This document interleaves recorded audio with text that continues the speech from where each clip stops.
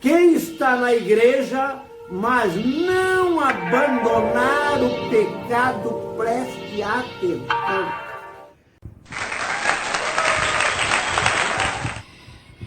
Pai do Senhor a todos os obreiros e todos aqueles que estão cursando teologia.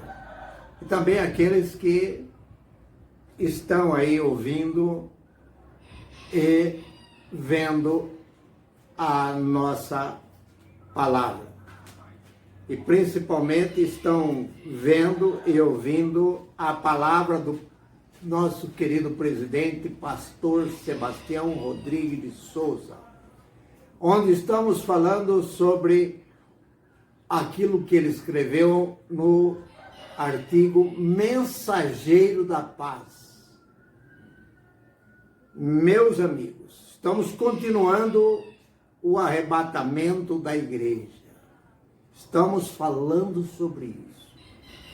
E aqui nós terminamos falando porque o mesmo Senhor lá em 1 Tessalonicenses, capítulo 4, versículo 16 e 17. Vamos lê-los de novo.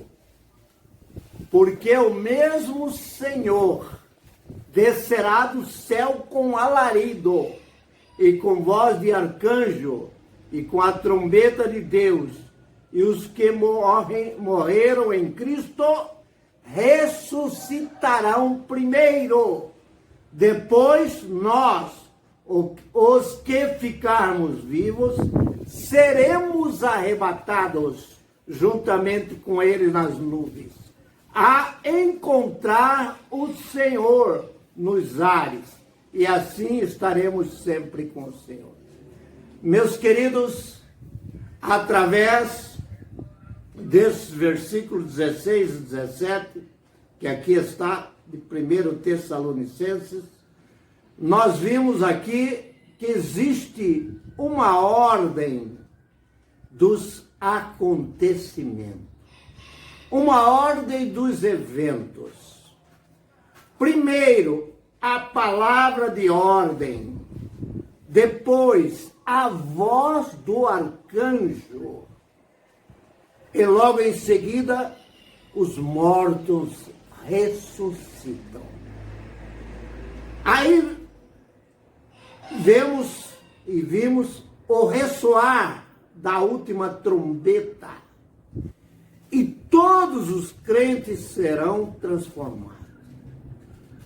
Todos juntos subiremos ao encontrar com o Senhor nos ares. Meus queridos, ao mesmo tempo em que ocorrer a ressurreição dos mortos em Cristo, os crentes que estiverem vivos serão transformados, portanto, seus corpos se revestirão da imortalidade. Serão seus corpos ressurretos. Incorruptibilidade vai ocorrer no seu corpo. Será mais forte o seu corpo. Terá um espírito vivente. Não terá mais as limitações naturais dessa vida. Não estará mais sujeito ao pecado. E seu corpo estará ligado ao céu. Seu corpo será celestial e espiritual. Está lá em 1 Coríntios, capítulo 15, versículo de 15, de 51 a 53. Isto ocorrerá num momento de abrir e fechar os olhos. Tantos os crentes ressurretos, como aqueles que serão transformados, serão arrebatados juntamente para se encontrar com Cristo nos ares. Ou seja, na atmosfera entre a terra e o céu. Estarão literalmente unidos com Cristo e levados à casa do Pai no céu.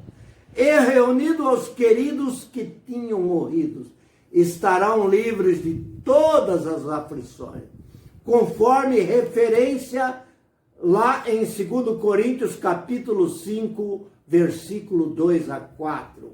Estarão isentos de todas as perseguições e opressão, de todo o domínio do pecado e da morte. O arrebatamento os livrará da ira futura, ou seja, da grande tribulação. Quem está na igreja, mas não abandonar o pecado, preste atenção.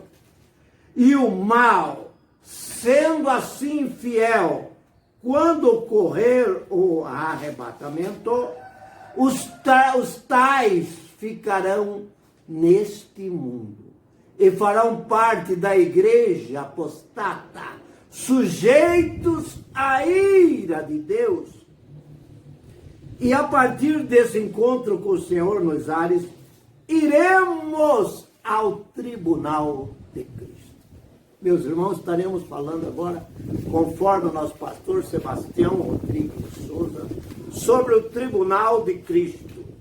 A partir desse encontro com o Senhor nos ares, todos os santos arrebatados serão julgados no tribunal de Cristo. 2 Coríntios capítulo 5, versículo 10.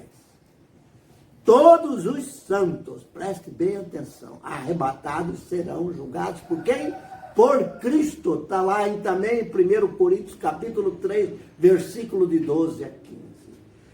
E se alguém sobre esse fundamento forma um edifício de ouro, prata, pedras preciosas, madeira, feno, palha, a obra de cada um de vocês se manifestará na verdade. O dia a declarará, porque pelo fogo será descoberta, e o fogo provará qual seja a obra de cada um. Se a obra que alguém edificou nessa parte permanecer, este receberá galardão. Se a obra de alguém se queimar, sofrerá detrimento, mas o tal será salvo, todavia como pelo fogo. Como vimos em 2 Coríntios 5:10, os crentes serão julgados no tribunal de Cristo segundo as suas obras. E vimos que os crentes fiéis receberão galardões.